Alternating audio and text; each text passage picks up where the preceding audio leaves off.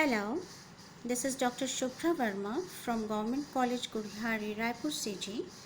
I am here to discuss at length on sonnet, ode and elegy, which is prescribed in the syllabus of BA Part 2 English Literature Paper 1, Unit 7 as short notes. Coming to the first topic, sonnet, which is derived from the Italian word sonetto, means a little song or a small lyric, a short rhyming poem with 14 lines. Italian sonnet, also known as Petrarchan or classical sonnet, is structurally divided into two parts, octave and sestet. It is known as Petrarchan sonnet because Petrarch perfected it and used the form brilliantly, and classical as being the model for the other countries that followed later. Coming to the English sonnet, Sir Thomas Beaton, Earl of Surrey, introduced sonnet into England in the first half of 16th century but altered the structure. English sonnet is structurally divided into two parts, the quatrains and couplet. Also known as Shakespearean sonnet because it was widely used and popularized by Shakespeare. Shakespearean sonnet was first published in quarts in 1609. Sonnet number 1 to 126 was addressed to a handsome young man, whereas sonnet 127 to 154 is known as the Dark Lady sonnets. Structurally, if we want to analyze the sonnet, it is of the four different types: the Italian or Petrarchan sonnet, English or Shakespearean sonnet, Spenserian sonnet and Miltonic sonnet. Italian sonnet were more religious or spiritual theme-wise, whereas Shakespeare's sonnet dealt at length on requited or unrequited love. Spenserian sonnet, we find their love depicted traditionally as well as spiritually, and Milton extended the theme of this sonnet, whereby we find religious, spiritual or philosophical themes, and therefore Miltonic sonnets were also known as meditative poem. If we want to go to these stanza patterns, you can make it from the slides. The Italian sonnet had ABBA, ABBA, CDE, CDE or CD, CD, CD, whereas Shakespearean sonnet had yet another stanza pattern, which is AB, AB, CD, CD, EF, EF, GG. Spenser altered this particular stanza pattern and derived his own particular stanza form, AB, AB, BC, BC, CD, CD, EE, means three interlocking Sicilian quatrains added with one heroic couplet. Miltonic sonnet followed the stanza pattern of Italian sonnet, ABBA, ABBA, CDE and CDE. Now coming to the second topic, ode, which is a form of a lyric poetry usually addressed to an absent person or thing. This term is derived from the Greek word aidian, which means to chant or sing.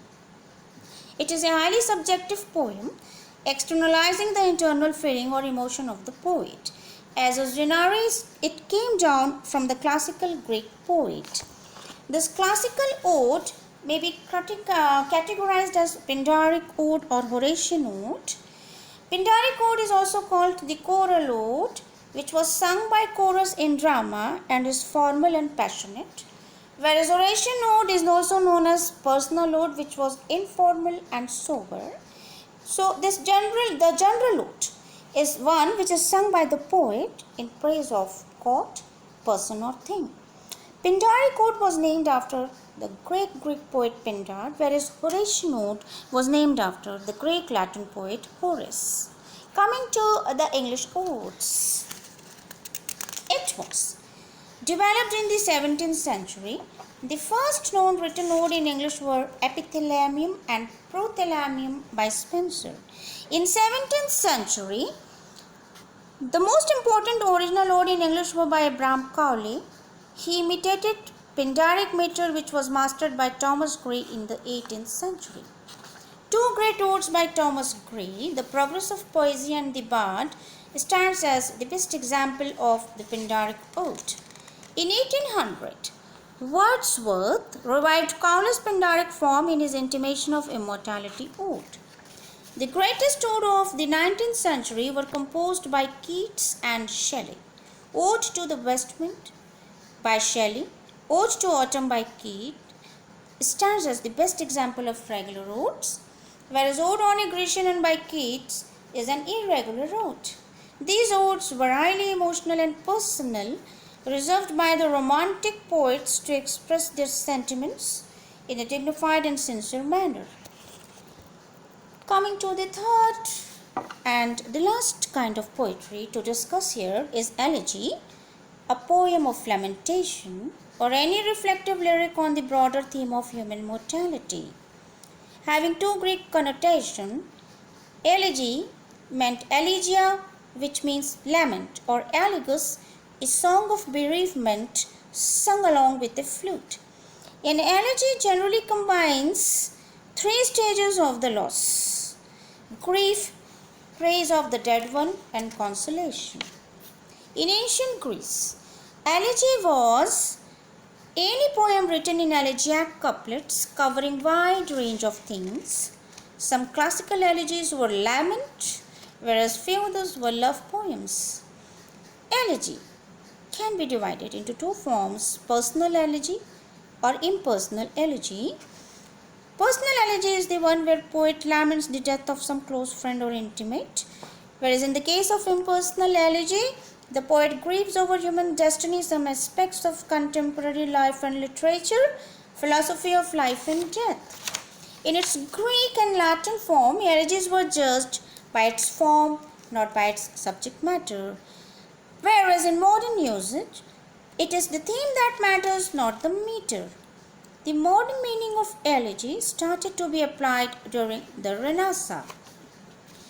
The English Graveyard School of Poets wrote specifically on death and mortality, highlighting human impermanence in philosophical terms.